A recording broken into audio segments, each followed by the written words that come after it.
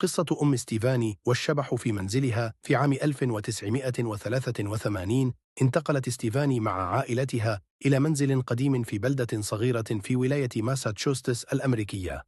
كان المنزل يبدو هادئا وجميلا من الخارج، لكنه كان يحمل في داخله أسرارا مظلمة لم تكن تعرف عنها شيئا.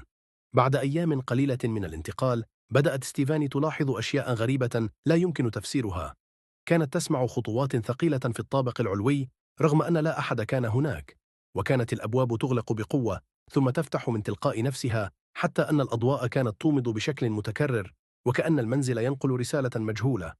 في ليلة مظلمة بينما كانت العائلة نائمة، استيقظت ستيفاني على صوت بكاء طفل صغير قادم من غرفة المعيشة.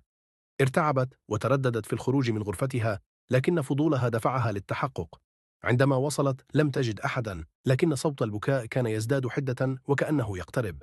فجأة سقطت إحدى الصور العائلية من الحائط بصوت مدون، وصعدت رائحة عفنة في الهواء.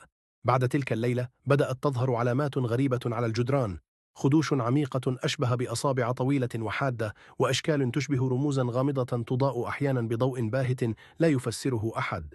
في إحدى الليالي وأثناء نوم ستيفاني شعرت بلمسة باردة على كتفها. استدارت بسرعة لكنها لم تجد شيئا، وعندما نظرت إلى المرآة رأت خلفها ظلا أسود هائلا يتحرك بسرعة، لكن عندما التفتت مرة أخرى لم يكن هناك شيء.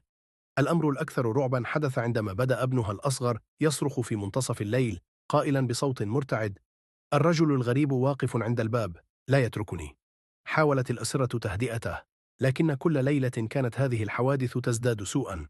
لم يجدوا مفرا سوى استدعاء رجال دين لإجراء طقوس تطهير، لكن خلال الطقوس حدثت أشياء غريبة: شموع تنطفئ فجأة، أصوات همسات تملأ الغرفة، واهتزازات خفيفة في الأرض. بعد مرور عدة أشهر من المعاناة، وصلت العائلة إلى قناعة واحدة: لا يمكنهم البقاء في هذا المنزل، وبقي عليهم فقط الهرب قبل أن تتدهور صحتهم العقلية والجسدية. غادروا المنزل في إحدى الليالي تاركين كل شيء خلفهم. لم يجرؤ أحد على الاقتراب من ذلك المنزل منذ ذلك الحين، وأصبح اسمه موضع خوف واحترام في البلدة، حيث تحكى قصصه المخيفة للأجيال القادمة